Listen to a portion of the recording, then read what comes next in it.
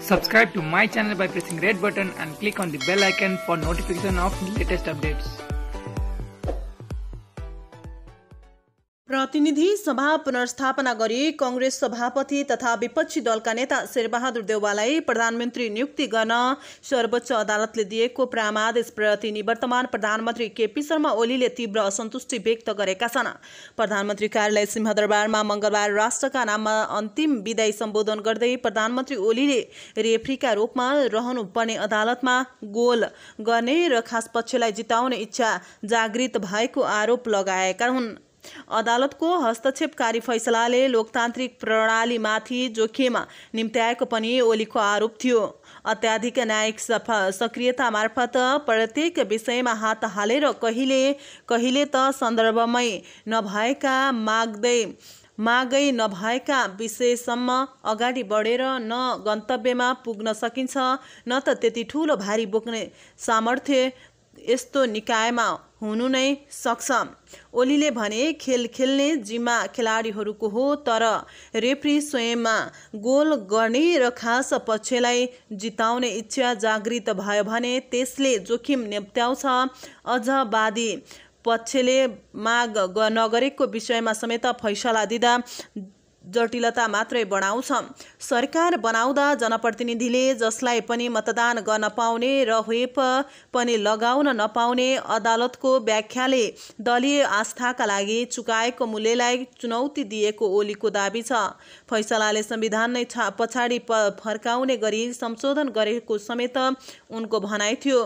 एउटै दलका प्रतिनिधि सत्तापक्ष र प्रतिपक्षको परिकल्पना कुनै पनि लोकतान्त्रिक प्रणालीले गर्दैन।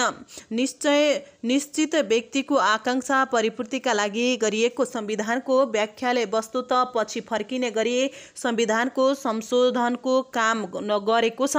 यसबाट लोकतान्त्रिक प्रणालीले भविष्यमा लामो समयसम्म विकृतिको मूल्य चुकाउनु पर्नेछ। ओलीले भने ओलीले सर्वोच्चको फैसलाबाट राजनैतिक हस्तक्षेप भएको र त्यसबाट राज्यका ती अङ्गको शक्ति सन्तुलन खलबलाएको टिप्पणी पनि गरेका हुन्।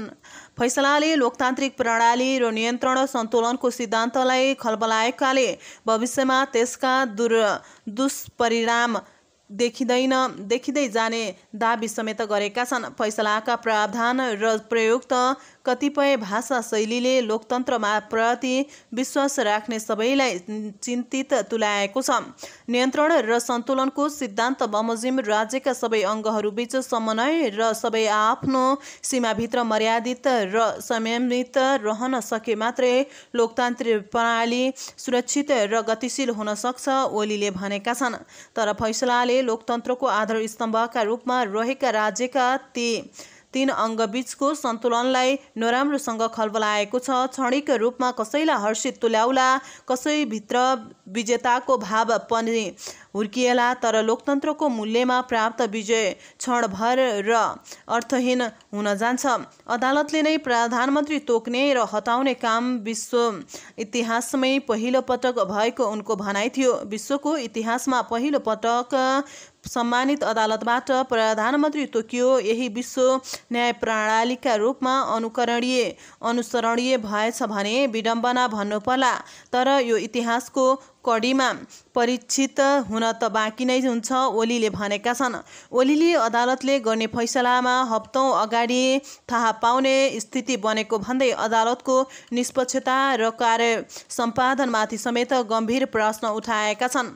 लोकतन्त्रका विरुद्ध गम्भीर षड्यन्त्र भइरहेको भन्दै उनले देशलाई फेरि द्वन्द्व र अस्थिरताको चक्रव्यूहमा धकेल्न खोजिएकाले अदालतको फैसलाको नकारात्मक प्रभावलाई इतिहासले द्वन्द्व र अस्थिरताको चक्रव्यूहमा धकेल्न खोजिएकाले अदालतको फैसलाको नकारात्मक प्रभावलाई इतिहासले समीक्षा गर्ने बताएका छन्। हिजोको फैसला कतिले ऐतिहासिक भने ऐतिहासिक त हुने नै भयो, कालान्तरसम्म सम्झिरहनेछ। यसका असरहरू पर्नेछ, यसको समीक्षा देशले गर्नेछ, यसका परिणामहरूले असर अभिव्यक्ति गर्नेछन्, तर कस्तो ऐतिहासिक त्यो पछि इतिहासले बताउला भन्ने भयो। ओलीले जेल नेल तथा यातनाले समेत आफ्नो निष्ठालाई कमजोर बनाउन नसके पनि अदालतको फैसलाले प्रश्न उठाएको भन्दै आपत्ति जनाएका छन्। यसपटकको फैसलाले मेरो बारे निकै धेरै प्रश्न उठाएको छ। मैले झन्डै 6 दशक लोकतान्त्रिक आन्दोलनमा बिताएँ। लोकतन्त्र मेरो लागि जीविकाको विषय होइन, जीवनको विषय हो। ओलीले भने आज संवैधानिक नैतिकताको कुरा ममाथि उठाइयो। कन्स्टिट्युसनल मोरालिटीको मापदण्ड कुन चाहिँ न्याय सम्पादनका लागि उठेको हो मलाई थाहा छैन, तर मोरालिटी मेरा लागि जसले जेल नेल खटेको छ, यातना खेपेको छ। 2052मा तत्कालीन एमाले नेतृत्वको अल्पमतको सरकारको नेतृत्व गर्ने प्रधानमन्त्री मनमोहन अधिकारी अदालतकै फैसलाबाट अपदस्थ भएपछि लोकतन्त्रलाई जोखिम पार्ने गरी राजनीति कोर्स अन्तै हिँडाएको ओलीको दाबी थियो। 2052मा जब मनमोहनको सरकार अपदस्थ गरियो र राजनीतिलाई ट्र्याकभन्दा बाहिर लग्यो, यसले राजनीतिमा गम्भीर दुष्परिणाम ल्याउँछ भनेर मैले टिप्पणी गरेको थिएँ। राजनीतिलाई आफ्नो कोर्समा जान र जनप्रतिनिधिलाई निरूपण गर्न नदिएर अन्त लगियो भने कस्तो परिणाम आउँछ भन्ने दृष्टान्त पहिले पनि भोगेका छौँ, उनले भने।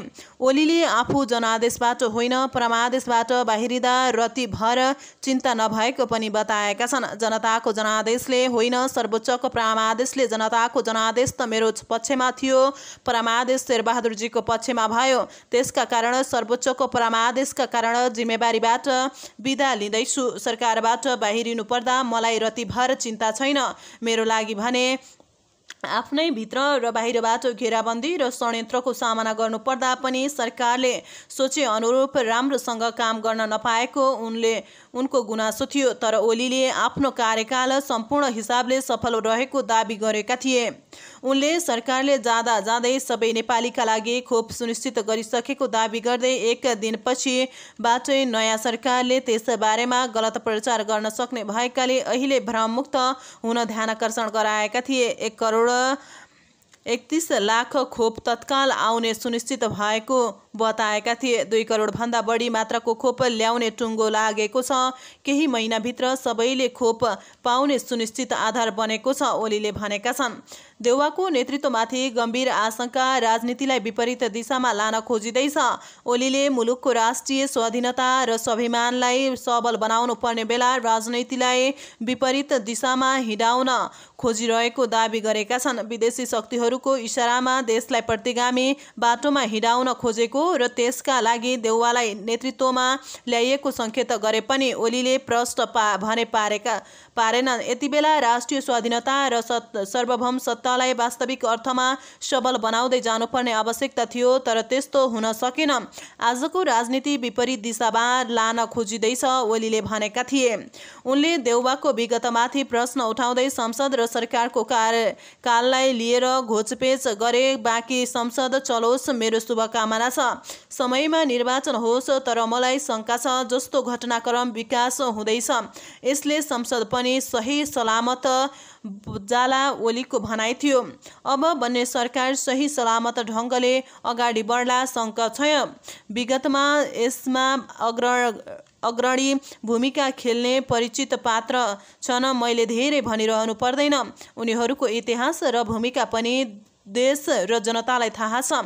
उनले आफ्नो पार्टी पक्षमा भए पनि खबरदारी गरिरहने र त्यसपछि फेरि सरकारमा आउने दाबी गरेका छन्। प्रतिपक्षमा बस्ने म्याद बेसरी भए पनि 1.5 वर्ष नहोला, त्यो भन्दा अगाडि कसैले रोक्ने ठाउँ छैन होला, फेरि पनि जनतामा जानुपर्ने होला।